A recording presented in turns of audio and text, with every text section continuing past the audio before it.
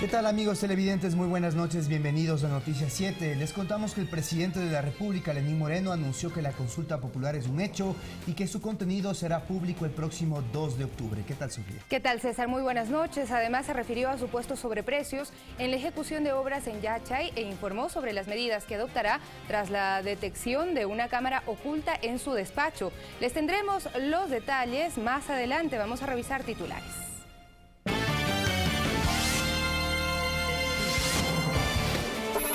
El presidente de la República convocará una consulta popular el próximo 2 de octubre. Los ciudadanos, vamos a la consulta popular. Quiero agradecer el apoyo de ustedes. Celebro que se haya abierto un sano diálogo acerca de las preguntas. El secretario nacional de Inteligencia acudirá al llamado de la Asamblea Nacional para explicar sobre la cámara oculta en el despacho presidencial. La responsabilidad de la seguridad física y de las instalaciones de la Presidencia de la República y del Presidente de la República es del Servicio de Protección Presidencial. La política pública ecuatoriana será conocida por la Asamblea de Naciones Unidas. El presidente Lenín Moreno encabeza la delegación. Ante el Consejo de las Américas expondré el día de mañana las oportunidades de negocios, de inversiones para generación de empleo que tiene el Ecuador. Patricio Zambrano es el nuevo ministro de Defensa. Miguel Carvajal continuará con la Secretaría de la Política. 2.200 millones sería el perjuicio al Estado por la venta de crudo a Petrochina. Así lo denuncia Fernando Villavicencio. El ingreso de paquetes provenientes de compras electrónicas pagarán una tarifa desde el próximo mes en Correos del Ecuador. En lo internacional, el huracán María alcanzó en las últimas horas la categoría 4 y amenaza a varias islas del Caribe.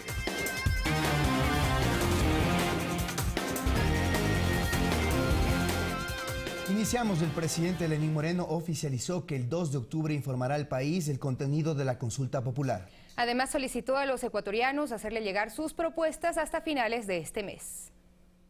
Un tema que desde que fue mencionado generó el debate desde distintos niveles de la sociedad y que finalmente el primer mandatario lo concreta. Con ciudadanos, vamos a la consulta popular. Quiero agradecer el apoyo de ustedes. Celebro que se haya abierto un sano diálogo acerca de las preguntas. Desde este momento abre un periodo para que los ecuatorianos alimenten esta consulta con sus propuestas. A quienes quieran hacerlo, les pido enviarlas a mi despacho máximo hasta el 26 de septiembre. Una vez culminado este periodo, se informará qué se preguntará a la población. Pues el lunes 2 de octubre presentaré oficialmente el contenido de la consulta. Días atrás, el titular del Consejo Nacional Electoral señaló que esta institución está lista para afrontar este proceso democrático. El Ejecutivo tiene que emitir un decreto ejecutivo para la realización de la consulta popular y ahí sí ya es competencia del Consejo Electoral.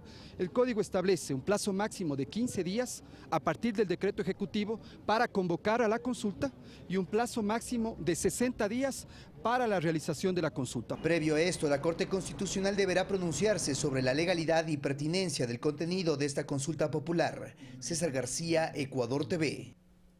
Y en el gobierno informe, el presidente Lenín Moreno manifestó sus dudas sobre las inspecciones que se realizaron al encontrar la cámara oculta en su despacho, pues asegura que le fue comunicado el día siguiente y un equipo técnico tuvo acceso a la misma antes de que la Fiscalía realice la diligencia. Además, planteó varias preguntas sobre el funcionamiento de la cámara al expresidente Rafael Correa. El mismo servicio técnico que venía monitoreando esa cámara desde la administración anterior accede a las oficinas y qué casualidad. ¡Qué casualidad! En el momento en que la Fiscalía realiza la inspección, el viernes en la tarde, los cables aparecen desconectados. El Servicio de Protección Presidencial anterior y su comandante tampoco tuvieron la mínima muestra de profesionalismo de transmitir el particular al servicio nuevo. Esto, que es, repito, una vergüenza nacional, está hoy en manos de la Fiscalía. Espero, al igual que todos ustedes, que seguirán los procedimientos que corresponden de acuerdo a la ley y a la norma. No obstante, he dispuesto que paralela e inmediatamente la Presidencia contrate la investigación de un equipo de seguridad internacional. Ser grabado sin consentimiento es algo oscuro que va contra los valores mínimos de ética. Contésteme, señor expresidente Rafael Correa, ¿a esta cámara o a la que usted puso? Primero, ¿usted ordenó colocar esa cámara? Segundo, ¿para qué la utilizaba? Espero que no haya sido para filmarnos en el buró político o a los ministros con los cuales conversaba. ¿Y con qué fines? Tercero, ¿por qué no se me comunicó de su existencia? Y sobre este mismo tema, el hallazgo de una cámara de video en el despacho presidencial motiva a la oposición a solicitar la presencia de Romy Vallejo, secretario de Inteligencia en la Asamblea Nacional. El informe de nuestro compañero Alexis Moncayo. La iniciativa es de Fabricio Villamar, integrante de la bancada del Movimiento Creo. Este martes hará efectivo el pedido en la Asamblea. Para que Romy Vallejo venga y presente qué es lo que pasó en el despacho del presidente. Los temas a consultar al secretario de Inteligencia giran en torno al destino que da la SENAIN, a su presupuesto y saber si existían procesos de seguimiento a civiles. Ahí nosotros tenemos muchísimo que hacer respecto de la concepción del anterior régimen del Estado policial de persecución. Carlos Berman, vicepresidente de la Asamblea, por su parte considera que este tema debe resolverse en el campo que corresponde, una vez que la Fiscalía ha dado paso a una investigación. Creo que las personas encargadas, que es de la seguridad presidencial, deberían responder a si hay alguna duda. Para el coronel del Ejército en servicio pasivo, Luis Hernández, si hay preguntas que se deben resolver, pues no solo se trata de la seguridad del presidente, sino del Estado. Hay protocolos, el antiguo Servicio de Protección Militar, en este caso el general de la Fuerza Aérea Brito, tiene que haberle entregado con consignas y con inventario y procesos que él tenía al general Mosquera. Entonces parece que esto no existía, entonces tampoco a lo mejor el general Brito conocía. Entonces si él no conocía, ¿quién conocía? Para el militar retirado es indispensable saber cuál era el destino de las imágenes e información obtenidas mediante este dispositivo de video. Entonces la información no quedaba en el Estado como tal, sino en otros individuos que tenemos que investigar quiénes eran. Alexis Moncayo, Ecuador TV. Mientras el secretario de Inteligencia, Romy Vallejo, aclaró que la entidad a su cargo no tiene la competencia de la protección presidencial. Sin embargo, acudirá al legislativo de ser necesario. Ahí explicará lo que él conocía del aparato que se encontró en el despacho del presidente. La responsabilidad de la seguridad física y de las instalaciones de la Presidencia de la República y del Presidente de la República es del Servicio de Protección Presidencial. Entonces ellos tendrán que decir qué es lo que pasó. No tiene nada que ver la Secretaría. La Secretaría no tiene nada que ver. Entonces, ¿por qué le piden a usted que comparezca? Si es que así piensa en la Asamblea, estaré dispuesto a ir a la Asamblea a explicar lo que le estoy explicando a usted. Y en otro tema mencionado este lunes, el jefe de Estado, Lenín Moreno, se refirió nuevamente a la situación de Yachay EP, en donde dijo que hay varias deficiencias en aulas y laboratorios. Además señaló que han detectado sobreprecios en varias obras de infraestructura. Como el caso del metro cúbico de hormigón en columnas determinado por la Cámara de Construcción de Quito en $156, mientras que en Yachay el mismo metro cúbico le costó al Estado ecuatoriano $366.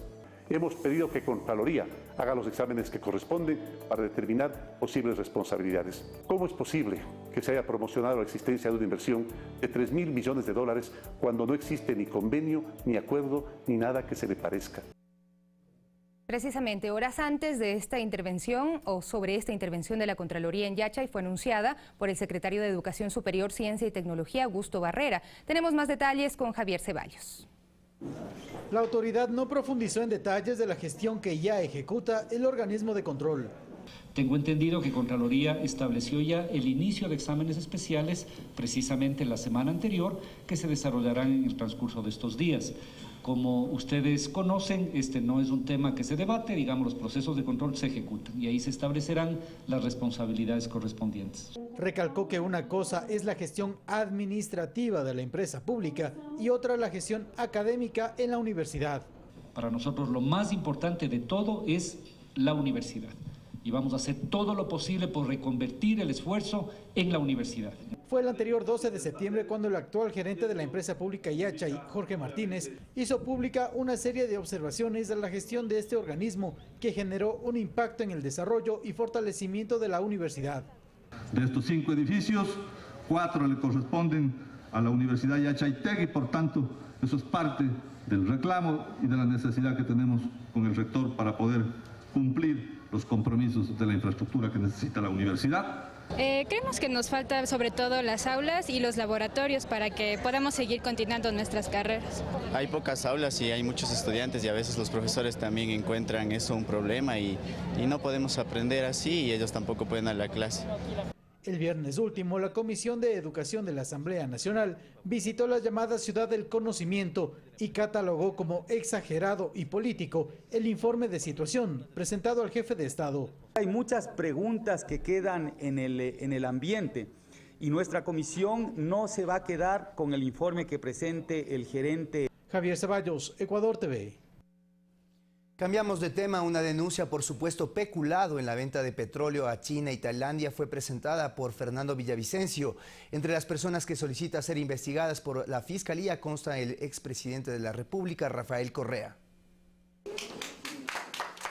Con orden de prisión preventiva, pero también con medidas cautelares de la Comisión Interamericana de Derechos Humanos vigentes, Fernando Villavicencio retornó al país, pues asegura que le tomó la palabra al presidente de la República, Lenín Moreno, en su lucha contra la corrupción. O sea, yo vengo no a desafiar a nadie, vengo para probar si es cierto que hay independencia de la justicia. Por eso presentó una denuncia de más de 100 hojas ante la Fiscalía por el delito penal de peculado y un supuesto mal manejo de fondos públicos en la intermediación petrolera que el Estado realizó con Petrochina, a la cual la denomina como el mayor atraco de la historia. Si el gobierno del presidente Correa tiene comprometido con China y Tailandia 1.200 millones de barriles hasta el 2024, vamos a poner $2 de diferencia entre el precio real del mercado y el precio al que facturó Petroecuador en el gobierno de Correa.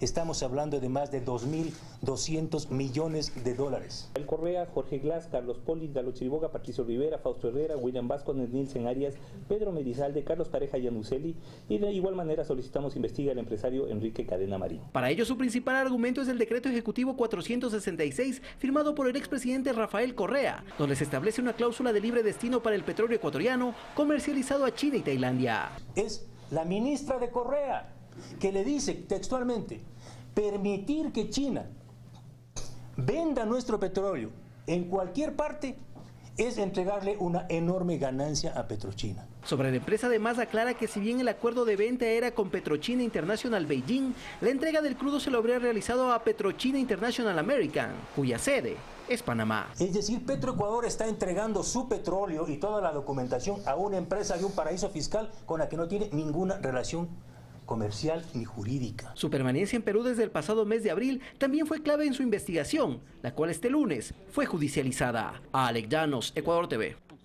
Y Ricardo Rivera en su cuenta de Twitter se refirió a las acusaciones en su contra, mientras que a la Fiscalía le quedan 12 días para recopilar la mayor cantidad de pruebas en contra de los 18 procesados del supuesto delito de asociación ilícita por la red de corrupción de Odebrecht en Ecuador.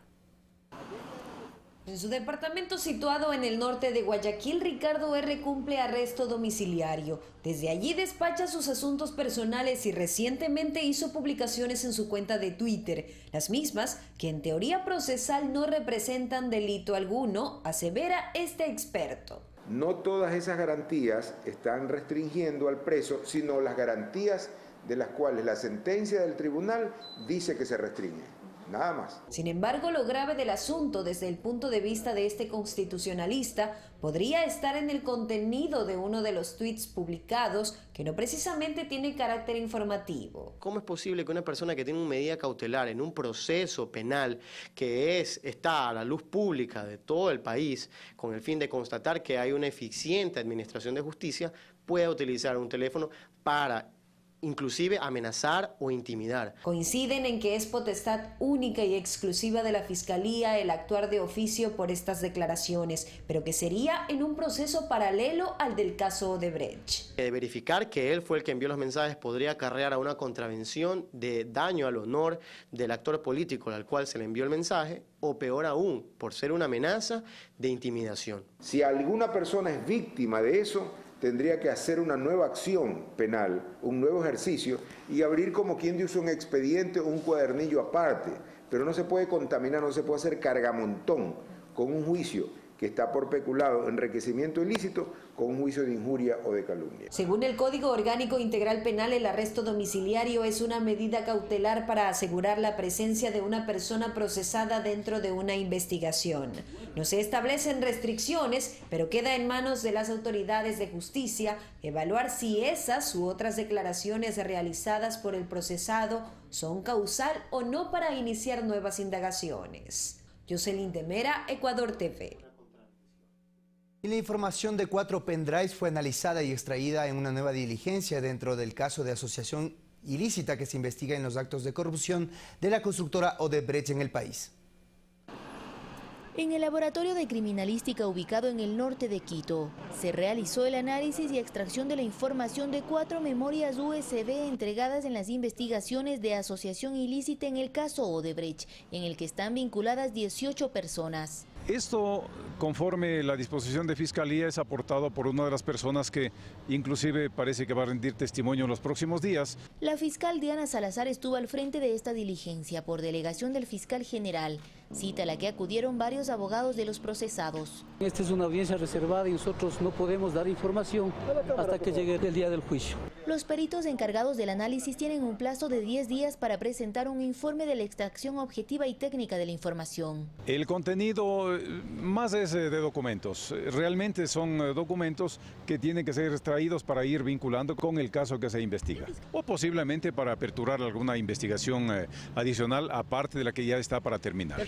En este proceso, en horas de la mañana, se receptó la versión libre y sin juramento del capitán de policía Francisco Beltrán, quien detalló cómo fue contactado por Alfredo A., trabajador de confianza de Ricardo R., uno de los procesados, y quien le habría solicitado borrar la información que aportaría en el caso. La semana anterior, Alfredo A. develó los códigos que supuestamente utilizaban el vicepresidente de la República, Jorge Glass, para comunicarse con su tío Ricardo R., y entregó un pendrive con información, dispositivo que será abierto tras la autorización del juez Miguel Jurado Favara. El delator ahora está en el programa de víctimas y testigos que tiene la Fiscalía. Olga Velasco, Ecuador TV. Y este miércoles acudirá el presidente del Consejo de la Judicatura, Gustavo Yalc, ante la Comisión de Justicia de la Asamblea Nacional. Yalc detalló que explicará sobre el error inexcusable por el cual fueron sancionados algunos jueces y aclaró que su institución sí tiene competencia disciplinaria. Además, se refirió a la protesta de exfuncionarios judiciales en su contra. Esto inició hace algunas semanas, sobre todo cuando lanzamos el concurso para la renovación de la Corte Nacional de Justicia y empezó toda esta avalancha. Dicen 40 jueces, no sé cuántos sean, pero han aparecido como 15 jueces, algo más, diciendo que habían sido destituidos de manera ilegal. Hasta aquí no hay ningún caso de dichas destituciones que pueda decir que el Consejo de la Judicatura ha actuado con algún cariz político, y todas esas decisiones del Consejo están debidamente fundamentadas, tanto en su competencia como en las razones de fondo por las cuales se tomaban estas decisiones. Y quieren ahora aparecer y aparentar como que el Consejo de la Judicatura ha establecido, dicen en esos términos, un régimen de terror. Por favor, los jueces del Ecuador han pasado concursos, pasan evaluaciones de desempeño y pasan también régimen ético y disciplinario. A través del decreto ejecutivo 159 se designó como secretario nacional de la gestión de la política a Miguel Carvajal, quien se desempeñaba como ministro de Defensa. Carvajal asume este cargo luego de que Paola Pavón renunciara a la secretaría. En el mismo decreto se nombró a Patricio Zambrano como nuevo ministro de Defensa, quien asistió a la ceremonia militar que se cumple todos los días lunes en La Recoleta. Zambrano es máster en Relaciones Internacionales, es un político del Partido Socialista y ha ocupado varios cargos. Entre ellos fue miembro del Parlamento andino. Al acto cívico asistieron también militares del alto mando de las Fuerzas Armadas y el funcionario saliente Miguel Carvajal.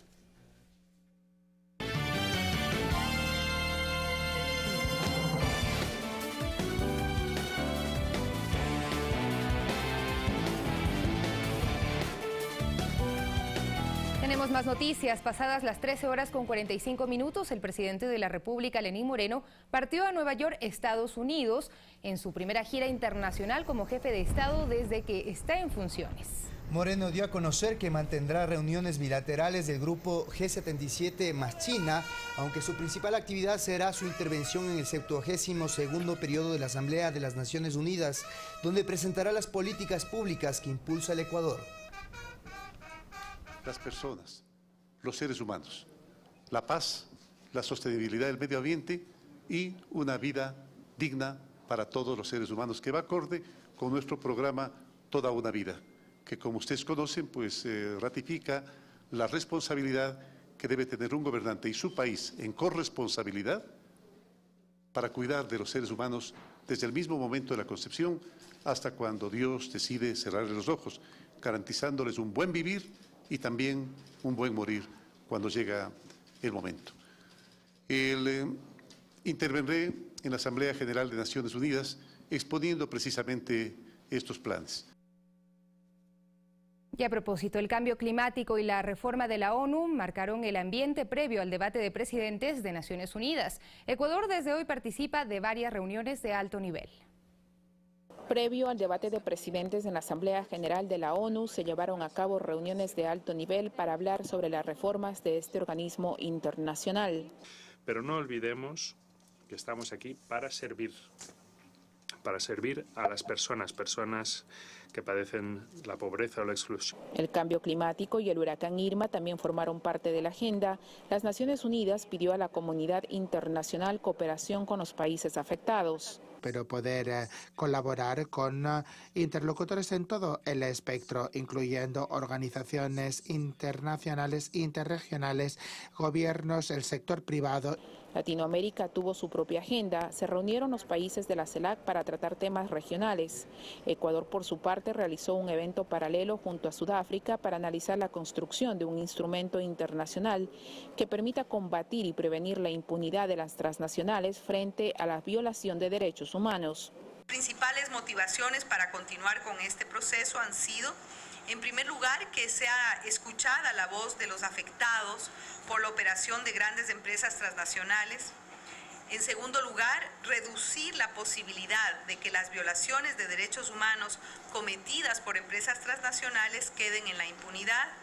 Y tercero, llenar un vacío real a la normativa internacional de derechos humanos que no contempla hasta hoy reglas obligatorias sobre empresas y derechos humanos. Este martes inicia el debate de presidentes en la Asamblea General de las Naciones Unidas y al cual asistirá el presidente de Ecuador, Lenín Moreno. Se espera que los líderes mundiales se refieran a varios temas de interés internacional como los ensayos nucleares de Corea del Norte, también la lucha contra la pobreza y el cumplimiento de la Agenda 2030 de las Naciones Unidas.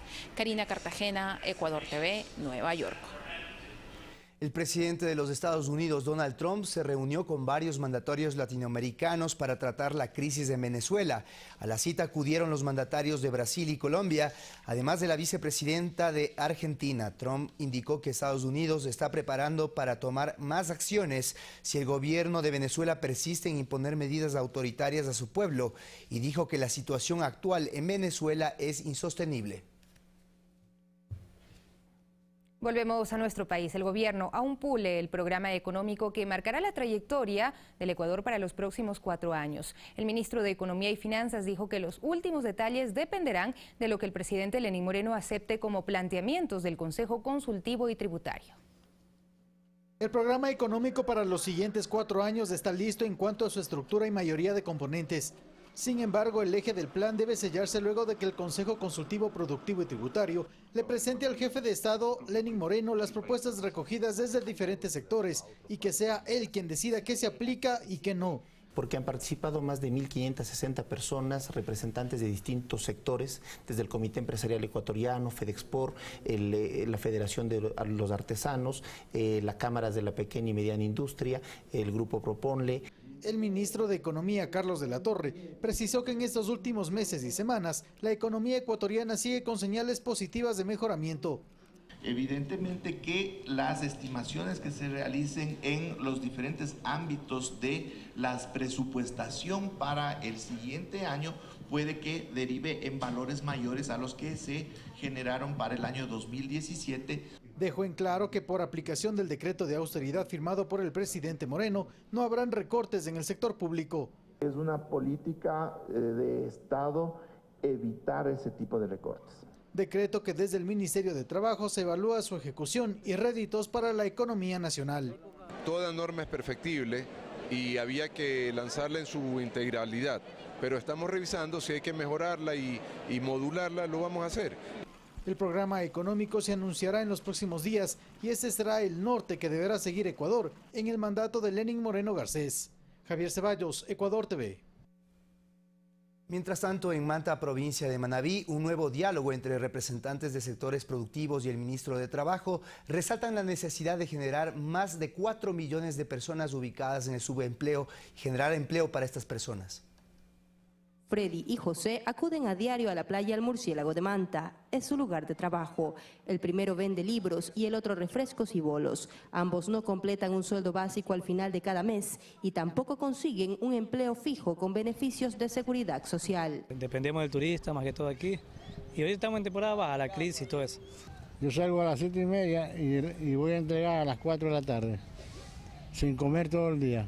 Crear políticas a favor de quienes se encuentran en esta condición es la meta del Ministerio de Trabajo. Se trata del 40% de la población económicamente activa del país, que bordea los 9 millones de personas. Y esos son más de 4 millones de ecuatorianos. Contar con el aporte del sector privado es fundamental para combatir esta problemática. Las tasas de desempleo han bajado en un 5%. ¿En qué periodo? En lo que va de estos 2 últimos meses. Sin embargo, de aquello no estamos de ninguna manera ni medianamente contentos, porque nuestro reto es la nueva generación de empleo digno. Y aquello es un objetivo del proceso de diálogo que es evaluado positivamente por el sector empresarial. La situación económica no se ha resuelto, pero solamente un mensaje de brazos abiertos, de diálogo y de paz, de tranquilidad, de gobernar para todos, ya ha generado una confianza y la confianza también es generadora de inversión. En Manta estos temas fueron abordados en un encuentro con los representantes de los sectores productivos de Manabí, donde se recetan las propuestas para la generación de plazas de empleo. Karen Ceballos, Ecuador TV. Y a partir del 1 de octubre, el ingreso de paquetes de hasta 2.000 gramos de peso provenientes de compras electrónicas deberán pagar una tarifa de $3.53. Esta resolución la adopta la empresa pública Correos del Ecuador, amparada en la Ley General de Servicios Postales. Según la entidad, el procesamiento de paquetería se ha incrementado en un 267% durante el primer semestre de este 2017. El 69% de productos proviene de la China, por efectos de las compras electrónicas. Mensualmente, 273,000 piezas ingresan al país, lo cual ha provocado la saturación del sistema de correos. Entonces se está haciendo una revisión porque eso tiene también tiene un costo operativo. No es lo mismo cuando tú compras a veces en línea y lo traes por courier, que pagas un monto por ese courier. Acá no pagas nada por eso. Acá lo que recibe Correos del Ecuador por esas encomiendas son 50 centavos. Esto no solo ocurre en el Ecuador, sino también en otros países de la región, por lo que Correos determinó que a partir del 1 de octubre todo paquete que ingresa al país mediante las compras electrónicas pague una tarifa de $3.51. Mecanismos similares han adoptado países como Argentina, donde la tarifa es de $6.80. Uruguay y El Salvador cobran $3.50 y Honduras $4 en paquetes de más de 200 gramos. Con esta medida se pretende cubrir los gastos operativos y fortalecer las estrategias de mejoras y optimización en los servicios postales, agilizar los tiempos de entrega e incrementar la eficiencia de la empresa.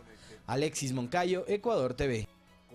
Y atención, porque los principales directivos del Banco del Austro rechazan los rumores sobre supuestos problemas legales y económicos de la entidad financiera. Aseguran que la entidad cuenta con un total de activos que superan los $1.700 millones y que no tienen ningún problema legal que les impida seguir otorgando sus servicios. Aclaró que emprenderán todas las acciones pertinentes para establecer responsabilidades sobre quienes generen rumores maliciosos.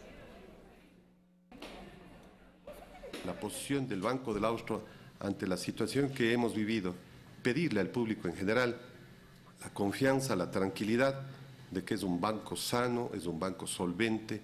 Destacar que Banco del Austro tiene auditores externos, KPMG, que son de primer nivel, de que igualmente el comunicado de la Superintendencia de Bancos al público en general ha sido precisamente de llamar a la tranquilidad, de que Banco del Austro goza de una salud financiera que está dentro de los mejores del país. Y no dejemos que gente que a través de utilizar redes sociales pongan en nervios e incertidumbre al país y a su vez también a instituciones serias como la nuestra. Se habló de algo absurdo que inclusive en la ley no existe, que es la incautación. ¿Cómo se puede incautar fondos que son del público? Imposible.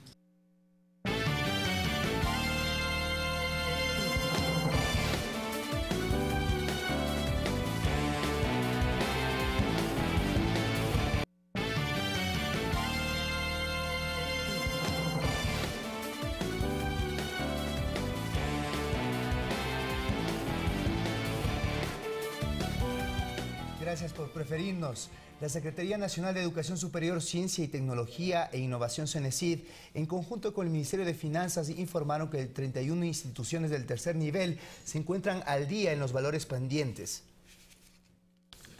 Esto gracias a una reliquidación del Fondo Permanente de Desarrollo Universitario y Politécnico. Y según se informó, la intervención a la Universidad Técnica de Cotopaxi cumple con la mayoría de requisitos establecidos por el Consejo de Educación Superior. Este proceso culminará en noviembre de este año. A pocos días de cumplirse 10 meses de la intervención a la Universidad Técnica de Cotopaxi, Estefanía Mise, estudiante de la institución, recuerda el temor que sintieron por la intervención del Consejo de Educación Superior, el cual con el pasar de los meses ha cambiado las expectativas de los estudiantes, mejorando la planta de docentes con profesionales de cuarto nivel. Y pues al igual la intervención ha sido muy fructífera. Hemos visto que hemos salido adelante y ahora estamos con mayor seguridad de que nuestra universidad es de excelencia y calidad. Necesita mejorar, como dicen, que estén los docentes afines a la carrera. Para Cristian Tinajero, rector de la universidad, se ha cumplido al 100% en 7 de los 9 puntos establecidos. Por ejemplo, el contar con docentes a tiempo completo, el mejoramiento en la remuneración económica a sus docentes y se han consolidado 23 carreras. Que está también trabajando en la aprobación de 5 programas de maestrías para dar respuesta a las necesidades de los profesionales de la región. Enrique Santos, presidente del Consejo de Educación Superior, recalca que la evaluación a instituciones de tercer nivel terminó con el cierre de universidades privadas a nivel nacional, pero fortaleció al actual sistema técnico universitario. Como es nuestro deber para con las 59 universidades y escuelas politécnicas del país y con los 250 institutos que existen todavía en el Ecuador, lo vamos a seguir haciendo. Hemos demostrado que este es un proceso técnico. En la actualidad, la universidad está catalogada en categoría C. Sus autoridades esperan mejorar su evaluación en 2018. En Cotopaxi, Máximo Barba, Ecuador TV. 2 edificios patrimoniales de Guayaquil se repotencian para la expansión de la Universidad de las Artes. Inmuebles que pertenecían a la Bolsa de Valores y a la Superintendencia de Compañías se convertirán en espacios para la educación superior artística y cultural. La obra arquitectónica levantada en 1954 y donde funcionó el Banco de Descuento y después la Superintendencia de Compañías se repotencia. Una inversión cercana a los $2 millones permite recuperar este espacio patrimonial que por mucho tiempo estuvo abandonado en el centro de Guayaquil para convertirse en la biblioteca de la Universidad de las Artes. Tenemos alrededor de 22.000 metros cuadrados que estamos repotenciando a nivel de Universidad de las Artes con una inversión que ya teníamos previsto de unos 21 a 25 millones de dólares. Dicho inmueble fue el primero en contar con escaleras eléctricas en el país. También la única cúpula de hormigón y vidrio se encuentra en este edificio, que además tiene el piso de mármol y los pasamanos de bronce. En todas las áreas se cumplen las adecuaciones necesarias para acoger también al Archivo Histórico del Decano de la Prensa Nacional a partir de diciembre de 2017. Para que la comunidad de la universidad pueda desarrollar sus actividades docentes, puedan desarrollar sus actividades con un amplio espacio. A estos casi 5.000 metros cuadrados se sumarán los 8.000 del emblemático ex edificio de la Bolsa de Valores, ubicado en la avenida 9 de Octubre y Pichincha. Esta estructura será el centro de innovación cultural. La producción artística que se está generando desde la universidad, desde el aula, ahora va a ser potenciada en este espacio en el que también se van a encontrar los artistas con académicos, con gestores culturales, con productores independientes. Entonces estamos generando una nueva energía a la ciudad. La inversión en su rehabilitación alcanza los $6 millones y está previsto que la obra se entregue en marzo de 2018. Vamos a tener un cine, un teatro, una plaza pública para exhibición de obras permanente con una programación. El campus en la Gobernación del Guayas, con sus aulas teóricas y prácticas, talleres, salones, laboratorios y demás, resultan ya insuficientes para albergar a docentes y los cerca de 1.500 alumnos en 7 carreras. Su expansión corresponde a un proceso planificado de crecimiento de la Universidad de las Artes con 2 años de creación. Mirta Carrillo, Ecuador TV. También les informamos que Ecuador se convirtió en el primer país en América en recibir una calificación mundial de sus equipos médicos para cubrir emergencias. 2 hospitales móviles apoyan el trabajo del Sistema Nacional de Salud. Una misión de la Organización Mundial de la Salud emitió este pronunciamiento en el cual recomienda la calificación internacional de los equipos médicos de emergencia del Ecuador. Evidentemente nos convierte en los primeros en la región y como un ejemplo a seguir. El país adquirió estos hospitales móviles en el año 2011 y probaron su beneficio durante el terremoto del 16 de abril del 2016 con miles de atenciones. Son de nivel 2 y prestan varios servicios, entre ellos cirugías de baja complejidad. Atención de triaje, emergencia, soporte, apoyo quirúrgico. El Ecuador hoy cuenta con los 2 únicos hospitales móviles acreditados en todas las Américas. El uno se encuentra en Guayaquil, en la vía Daule, y el otro desplegado en un 40%, brindando una importante contingencia en el Hospital Enrique Garcés del sur de Quito. Es muy bueno y es más accesible. Esta unidad de última generación en el caso del Hospital del Sur ha contribuido a manejar la alta demanda de pacientes, quienes se muestran conformes con su servicio. Es súper buena.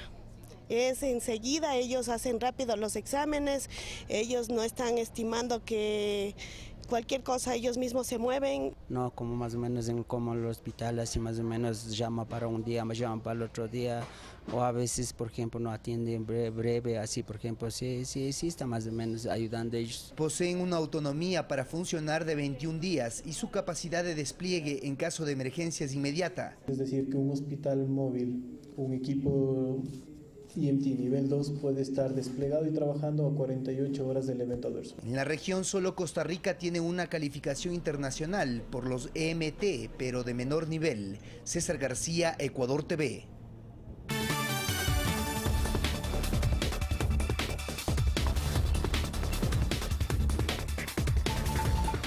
Noticias del mundo. María alcanzó categoría 5 según el Centro Nacional de Huracanes de Estados Unidos. Varias islas del Caribe están en estado de emergencia, ya que según expertos se espera que sea más devastador que Irma. Con vientos máximos sostenidos de 209 kilómetros por hora, el huracán María se desplaza por el Atlántico. El ciclón seguirá la trayectoria de Irma y pasará por Puerto Rico, las islas de Guadalupe y Martinica, así como por Saint Kitts y Nevis, Montserrat y Dominica. El gobernador de Puerto Rico, Ricardo Rosselló, declaró el estado de emergencia e indicó que María es extremadamente peligroso. Hemos firmado la orden ejecutiva para declaración de emergencia y le he solicitado al presidente Trump nuevamente un pre-landfall emergency declaration que esperamos que se pueda estar trabajando próximamente. Los refugios van a estar abastecidos con comida. Tenemos proyectado para 240,000 refugiados comida hasta para 20 días, esto con agua también. En las próximas horas pasará cerca de Dominica, mientras que en Guadalupe se ordenó el cierre de escuelas, comercios y oficinas gubernamentales. Este es el 5º huracán de la temporada que recorre el Caribe, tras los destructivos Harvey e Irma que provocaron más de 50 muertes en las islas caribeñas y Estados Unidos. Fernanda de la Bastida, Ecuador TV. Y en otro tema, fue posesionada la nueva fiscal de Brasil. Se trata de Raquel Dodge, quien sustituye a Rodrigo Janot, quien dirigió desde su inicio la investigación sobre los casos de corrupción detectados en la estatal Petrobras. La elección del fiscal general en ese país se realiza sobre la base de una lista de 3 nombres que los propios procuradores envían al presidente de la República, quien escoge uno de ellos y lo propone al Senado para su aprobación final. Y en Perú se aprobó el dictamen sobre el proyecto de ley para el uso de la marihuana con fines medicinales. Además, un nuevo caso de femicidio moviliza a miles de personas en México. Tenemos más noticias en el siguiente resumen. En Perú, la Fiscalía pidió investigar a la ex candidata a la presidencia, Keiko Fujimori. Marcelo Odebrecht, en el interrogatorio anterior realizado en mayo de 2017, mencionó el nombre de Fujimori, al recordar posibles aportes de campaña que hiciera su empresa en 2011. La justicia peruana investiga el presunto pago de 29 millones de dólares en sobornos de la constructora brasileña a funcionarios entre 2005 y 2014, entre ellos Alejandro Toledo y Ollanta Humala. El Congreso peruano aprobó el dictamen sobre el proyecto de ley para el uso de la marihuana con fines medicinales. En la norma se establecen 17 requerimientos para otorgar licencias a las entidades públicas o privadas encargadas de la producción, importación, comercialización con fines medicinales de productos derivados del cannabis.